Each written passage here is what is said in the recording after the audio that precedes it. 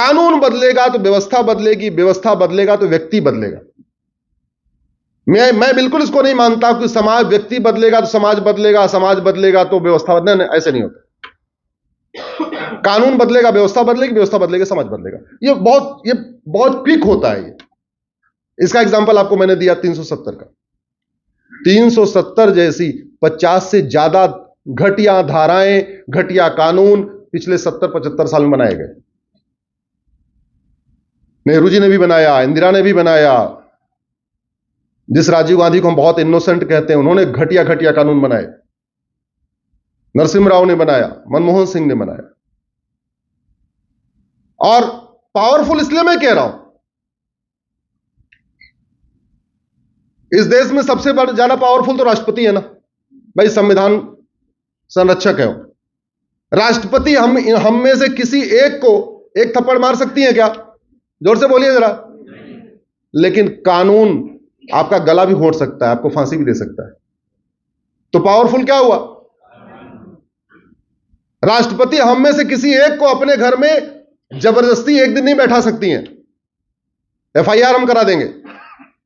लेकिन कानून 20 साल के लिए अंदर बैठा सकता है। बैठा सकता है, नहीं बैठा सकता? तो पावरफुल क्या हुआ? कानून। कानून बदलेगा तो देश बदलेगा, कानून बदलेगा तो समाज बदलेगा। अब एक नारा जो दिया गया है, अब की बार 400 पार, दिया गया कि नहीं दिया गया?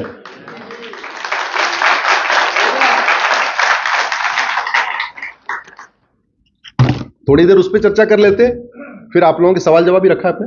ठीक भाई, नींद तो नहीं आ रही किसी को?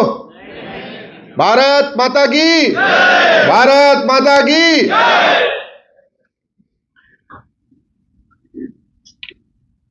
अब की बार 400 पार, ये भाजपा ने अभी नारा दिया है।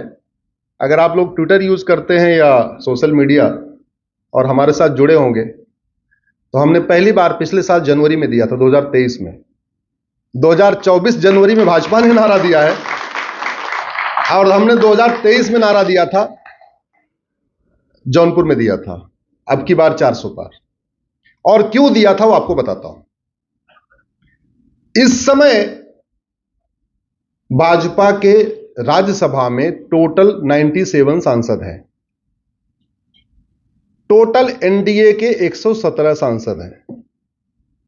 राज्यसभा में सिंपल मेजॉरिटी के लिए चाहिए 121। तो यानी अभी सिंपल मेजॉरिटी से भी एनडीए 4 सांसद कम है। 121 चाहिए राज्यसभा में सामान्य बहुमत के लिए। मैं 2/3 मेजॉरिटी की बात नहीं कर रहा हूं, सामान्य बहुमत जिससे कानून बनता है। संविधान बदलने के लिए 2/3 चाहिए होता है। सिंपल मेजॉरिटी 121 चाहिए। एनडीए 117 है, पहले 115 था, 2 अभी एक्स्ट्रा बढ़ गए, एक हिमाचल में अभिषेक सिंह भी हार गए और एक इधर यूपी में और बढ़ गया है, तो 2 लोग और बढ़ गए, तो 117 हो गया। लेकिन बीजेपी अभी भी 97 है। अब दूसरा क्या ऑप्शन होता है कि लोकसभा और राज्यसभा का ज्वाइंट सेशन बुलाया जाए।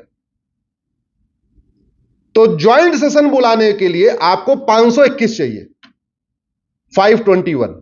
ज्वाइंट सेशन में कोई भी संविधान में संशोधन आपको करना है तो 2/3 मेजॉरिटी चाहिए। उसके लिए आपको चाहिए 521। 521 में से 117 निकाल दीजिए तो हो गए 404। तो अब की बार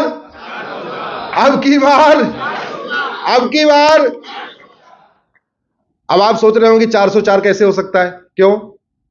राजीव गांधी को अगर 404 मिल सकता है 1984 में, तो मोदी जी उनसे खराब है क्या? राजीव गांधी से खराब है क्या? तो अगर राजीव गांधी को मिल सकता है तो मोदी जी क्यों नहीं मिल सकता? अगर 1984 में 404 हो सकता है तो 40 साल बाद 2024 में 404 क्यों नहीं हो सकता? और नहीं करेंगे तो कुछ नहीं बदलेगा, मैं आपको बता दूं। करना ही पड़ेगा। अब करने का क्या तरीका है? एक एक व्यक्ति बस केवल 10-10 लोगों का कांटेक्ट ले ले, बस कि मुझे 10 व्यक्ति से बात करके उसको कन्विंस, आपस में नहीं, यहां जो बैठे आपस में बात नहीं करना, ये सब लोग 404 वाले ही हैं। अब आप सोचो यार 10 आदमी कहना है तो एक काम करो, आपस में 10 लोगों में बात करना ना, इससे कोई फायदा नहीं। अरे 10 उन लोगों से बात करना है जो जाति के आधार पे वोट करते हैं, या भाषा के आधार पे वोट करते हैं, या क्षेत्र के आधार पे वोट करते हैं, या 500 रुपए पे वोट करते हैं, या किसी और कारण से वोट करते हैं। हां, तो पहला काम करना पड़ेगा 404 करने के लिए, पहले तो हम 100% वोट करें, हमारे सारे रिलेटिव 100% वोट करें, और हमारे दोस्त यार भी वोट करें। अगर आप अपना मोबाइल को एक बार कॉन्टेक्ट लिस्ट देखोगे तो आपको कुछ लोग ऐसे मिलेंगे जो आपको लगता होगा कि यार ये 404 वाले नहीं है, ये तो 404 के खिलाफ वाले लोग हैं। उनसे आपको बात करना पड़ेगा, उनको कन्विंस करना पड़ेगा। ठीक है, नहीं मानेंगे तो नहीं मानेंगे, क्या दिक्कत है? लेकिन आपको लगता नहीं यार मेरी दोस्ती खराब हो जाएगी, मेरी यारी खराब हो जाएगी, ना ना ना ऐसे कैसे बात कर लूं, या तो उनको वोट देता है यार, मैं कह दूंगा तो बुरा मान जाएगा। देखो भैया, देश के लिए कुछ तो करना पड़ेगा ना, करना पड़ेगा कि नहीं करना पड़ेगा? अगर मीठा मीठा करते रहोगे तो मीठा मीठा इतने दिन से हो ही रहा है ना। कड़वे मीठी झूठ ने तो हमें बर्बाद किया है। कड़वा सच बोलिए, अरे जिसको बुरा लगेगा वो दोस्ती के भी लायक नहीं। जिस व्यक्ति को कड़वा सच नहीं पसंद है उससे फिर काहे लिए दोस्ती करना, उससे जयराम जी की करो। मीठा झूठ से काम नहीं चलेगा, कड़वा सच बोलना पड़ेगा। अब नेहरू जी ने वो भगवान राम भगवान कृष्ण सबकी फोटो निकाल दिया, उसको लाने के लिए क्या करना पड़ेगा? 404 करना पड़ेगा, क्योंकि उधर 117 ही है, इधर 404 करेंगे तब ज्वाइंट सेशन बुला के आ जाएंगे। इसका बेनिफिट क्या होगा इसको समझ लीजिए।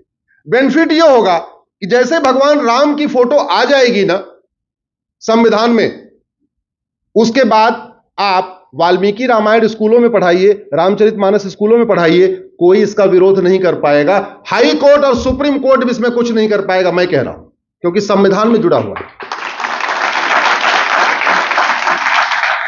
जैसे भगवान कृष्ण की फोटो आई, आप स्कूलों में भगवत गीता पढ़ाना शुरू करिए, कोई बीच में खड़ा नहीं होगा। जैसे भगवान महावीर की फोटो आई, आप जो 5 टेनेट्स ऑफ जैनिज्म है उसको पढ़ाना शुरू करिए, कहीं कोई नहीं रोकेगा। आप भगवान बुद्ध की photo I, 5 tenets of Buddhism पढ़ाइए, कहीं कोई दिक्कत नहीं आई। जैसे हनुमान जी की फोटो आई, आप स्कूल की प्रार्थना में हनुमान चालीसा कराइए, कोई इसका विरोध नहीं कर पाएगा। इसलिए इन फोटो को जोड़ना जरूरी है। अरे प्रार्थना तो कराते ही है ना, कुछ न कुछ तो प्रार्थना होती है, तो हनुमान चालीसा हो जाएगी। अभी हिंदी पढ़ाने के लिए प्राइवेट किताबें पढ़ाई जाती हैं, तो काहे लिए प्राइवेट किताब पढ़ाना? तुलसीदास जी का रामचरितमानस। संस्कृत पढ़ाने के लिए प्राइवेट किताब पढ़ाई जाती है, तो काहे प्राइवेट किताब पढ़ाना? भगवत गीता।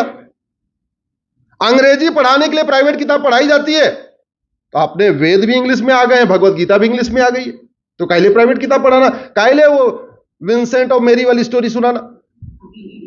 काहे लिए सुनाना भाई?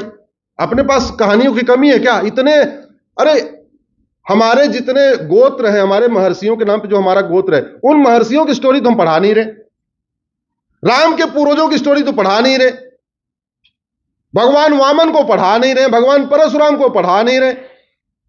हमारे पास स्टोरी की कमी है क्या? महापुरुषों की कमी है क्या? भगवान देवताओं की कमी है क्या? देवियों की कमी है क्या? बहुत है।